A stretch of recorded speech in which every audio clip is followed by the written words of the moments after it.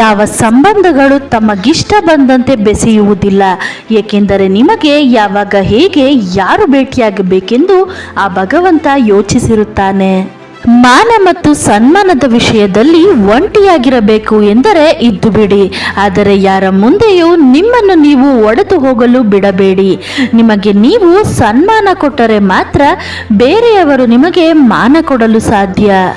ಯಾರು ನಿಜವಾದ ಪ್ರೀತಿಯಲ್ಲಿ ಬಿದ್ದಿರುತ್ತಾರೋ ಅವರು ಸಣ್ಣ ಪುಟ್ಟ ವಿಷಯಗಳಿಗೂ ಹೊಟ್ಟೆ ಕಿಚ್ಚು ಪಡುತ್ತಾರೆ ಎಂದು ಒಂದು ರಿಸರ್ಚ್ನ ಪ್ರಕಾರ ಸಾಬೀತಾಗಿದೆ.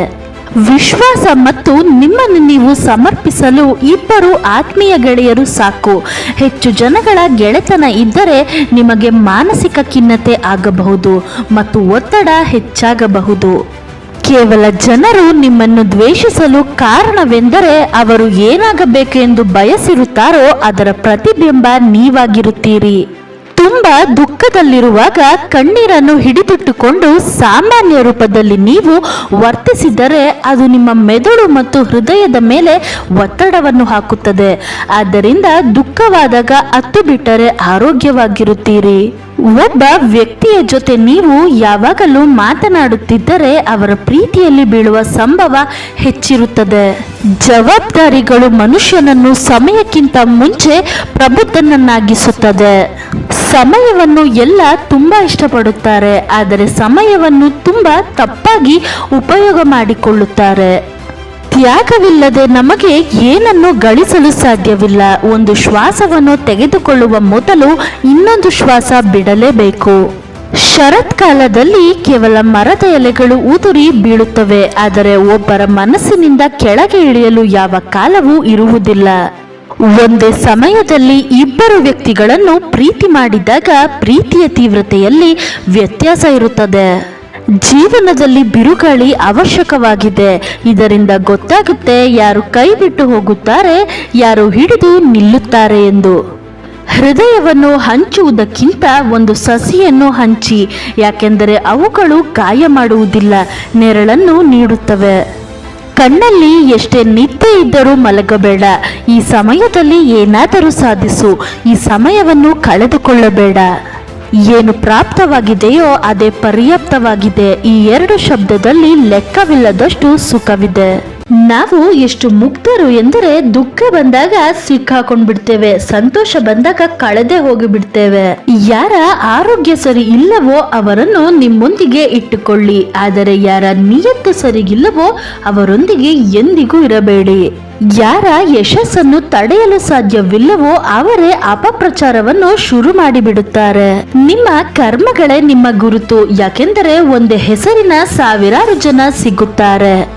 ಎಲ್ಲಿಯವರೆಗೆ ನೀವು ನಿಮ್ಮ ಕಷ್ಟಗಳಿಗೆ ಮತ್ತು ಸಮಸ್ಯೆಗಳಿಗೆ ಬೇರೆಯವರನ್ನು ದೂಷಿಸುತ್ತೀರೋ ನಿಮ್ಮ ಸಮಸ್ಯೆಗಳು ಅಲ್ಲಿಯವರೆಗೆ ಪರಿಹಾರವಾಗುವುದಿಲ್ಲ. ಯಾರ ಮೇಲೆ ನಿರೀಕ್ಷೆ ಇಟ್ಟುಕೊಂಡಿರುತ್ತೇವೆಯೋ ಅವರೇ ನಮ್ಮ ಹೃದಯವನ್ನು ನೋಯಿಸಿದಾಗ ಈ ಜಗತ್ತಿನ ಮೇಲಿನ ವಿಶ್ವಾಸವೇ ಹಾರಿ ಹೋಗಿಬಿಡುತ್ತದೆ. ಇಡೀ ಜಗತ್ತೇ ಹೇಳುತ್ತೆ ಸೋತು ಬಿಡು ಎಂದು, ಆದರೆ ಹೃದಯ ನಿಧಾನವಾಗಿ ಪಿಸಿಕೊಡುತ್ತೆ ಇನ್ನೊಮ್ಮೆ ಪ್ರಯತ್ನ ಮಾಡು, ನೀನು ಗೆದ್ದೇ ಗೆಲ್ತೀಯ ಎಂದು. ಪ್ರತಿ ಸಲ ಕ್ಷಮಿಸುತ್ತೀರಿ, ಆದರೆ ವಿಶ್ವಾಸ ಮಾತ್ರ ಒಂದೇ ಸಲ ಮಾಡಿ. ಚಿಲ್ಲರೆ ಜನರು ಬಂದು ನಿಮ್ಮ ಜೀವನದಲ್ಲಿ ಆಟವಾಡಿ ಹೋಗುವ ಹಾಗೆ ನಿಮ್ಮ ಜೀವನವನ್ನು ಅಗ್ಗವಾಗಿರಿಸಿಕೊಳ್ಳಬೇಡಿ. ನನಗೆ ಗೊತ್ತು ನನ್ನಲ್ಲೂ ಏನೋ ಸಾಮರ್ಥ್ಯವಿದೆ, ಯಾಕೆಂದರೆ ಆ ದೇವರು ಇಲ್ಲಿ ಯಾರನ್ನು ನಿರುಪಯುಕ್ತನನ್ನಾಗಿಸುವುದಿಲ್ಲ. ವಸ್ತುಗಳ ಬೆಲೆ ಸಿಗುವುದಕ್ಕಿಂತ ಮುಂಚೆ ಇರುತ್ತದೆ, ಆದರೆ ಮನುಷ್ಯನ ಬೆಲೆ ಅವರನ್ನು ಕಳೆದುಕೊಂಡಾಗಲೇ ಅರ್ಥವಾಗುತ್ತದೆ. ಯಾರ ಹತ್ತಿರ ನಂಬಿಕೆ ಇದೆಯೋ 1000 ಸಲ ಸೋತರೂ ಅವರು ಸೋಲುವುದಿಲ್ಲ. ಮನುಷ್ಯನ ತಿಳುವಳಿಕೆ ಎಷ್ಟು ಎಂದರೆ ಅವನನ್ನು ಪ್ರಾಣಿ ಎಂದರೆ ಕೋಪಗೊಳ್ಳುತ್ತಾನೆ, ಅದೇ ನೀನು ಹುಲಿ ಆಗಿ ಇದ್ದೀಯಾ ಎಂದರೆ ಸಂತೋಷ ಪಡುತ್ತಾನೆ. ಆಸೆ ಚಿಕ್ಕದಾಗಿದ್ದರೂ ಪರವಾಗಿಲ್ಲ, ಆದರೆ ಅದನ್ನು ಪೂರ್ತಿ ಮಾಡುವ ಹಠ ಹೃದಯದಲ್ಲಿ ಇರಬೇಕು. ಯಾರನ್ನು ಕಣ್ಣು ಮುಚ್ಚಿ ನಂಬುತ್ತೇವೆಯೋ ಅವರೇ ನಮ್ಮ ಕಣ್ಣು ತೆರೆಸುತ್ತಾರೆ. ಯಾವ ವಸ್ತು ನಿಮಗೆ ಚಾಲೆಂಜ್ ಕೊಡುತ್ತೋ ಅದುವೇ ನಿಮ್ಮನ್ನು ಚೇಂಜ್ ಮಾಡುತ್ತೆ. ನಮ್ಮ ಹತ್ತಿರ ಯಾರಿದ್ದಾರೆ ಎಂದು ತಿಳಿದುಕೊಳ್ಳಲು ತುಂಬಾ ದೂರ ಸಾಗಬೇಕಾಗುತ್ತದೆ. ಪ್ರತಿ ಅಳುವ ಕ್ಷಣ ಒಮ್ಮೆ ನಗುವುದು. ತಾಳ್ಮೆ ಇರಲಿ ಗೆಳೆಯ, ನಮಗೂ ಕೂಡ ಸಮಯ ಬಂದೇ ಬರುತ್ತದೆ. ಈಗಿನ ಕಾಲ ಹೇಗೆ ಎಂದರೆ ಮೃದು ಸ್ವಭಾವವನ್ನು ಬುದ್ಧಿಹೀನರು ಎಂದು ನಿರ್ಣಯಿಸಿ ಬಿಡುತ್ತದೆ. ಒಂದು ಸಂಬಂಧ ಮುದುಡಿ ಹೋಗಲು ಕಾರಣವೆಂದರೆ ಇಬ್ಬರ ನಡುವಿನ ಸಮಸ್ಯೆಯನ್ನು ಯಾರೋ ಮೂರನೆಯವರು ಬಂದು ಬಿಡಿಸಲು ಪ್ರಯತ್ನಿಸಿದಾಗ.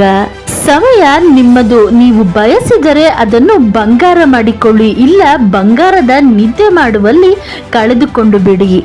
ಕೆಟ್ಟದು ಮಾಡಬೇಕೆಂಬ ಯೋಚನೆ ಬಂದರೆ ಅದನ್ನು ನಾಳೆಗೆ ಮುಂದೂಡಿ. ಒಳ್ಳೆದು ಮಾಡಿಬಿಡಿ. ಮಾಡಬೇಕೆಂಬ ಯೋಚನೆ ಬಂದರೆ ಇವತ್ತೇ. ನಿಮ್ಮ ಬೆನ್ನನ್ನು ತುಂಬಾ ಗಟ್ಟಿಮುಟ್ಟಾಗಿಸಿರಿ, ಏಕೆಂದರೆ ಶಹಬಾಷ್ ಮತ್ತು ಮೋಸ ಎರಡು ಬೆನ್ನ ಹಿಂದೆಯೇ ಬೀಳುತ್ತದೆ. ಬೇರೆಯವರ ಕೆಟ್ಟ ಪರಿಸ್ಥಿತಿಯನ್ನು ನೋಡಿ ನಗುವವರೇ ಒಂದು ಮಾತು ನೆನಪಿಡಿ. ಯಾವಾಗ ಸಮಯ ಬೇಟೆಯಾಡಲು ಶುರು ಮಾಡುತ್ತದೆಯೋ ಅದು ದಾಳಿ ಮಾಡುತ್ತದೆ. ನಂಬಿಕೆ ಯಾವತ್ತೂ ನಮ್ಮನ್ನು ಬಿಟ್ಟು ಹೋಗುವುದಿಲ್ಲ, ನಾವು ಅದನ್ನು ಬಿಟ್ಟು ಹೋಗುತ್ತೇವೆ. ಯಾರ ಅಭಾವದಲ್ಲಾಗಲಿ ಪ್ರಭಾವದಲ್ಲಾಗಲಿ ಜೀವಿಸಬೇಡಿ ಮತ್ತು ನಿಮ್ಮ ಜೀವನ ನಿಮ್ಮ ಸ್ವಭಾವದ ಮೇಲೆ ಜೀವಿಸಿ. ಮನೆಯಲ್ಲಿ ಯಾವಾಗಲೂ ಕಿರಿಕಿರಿ ಮತ್ತು ನೋವನ್ನು ಅನುಭವಿಸುತ್ತಿದ್ದರೆ ಈ ಎರಡು ಕೆಲಸವನ್ನು ತಪ್ಪದೆ ಮಾಡಿ.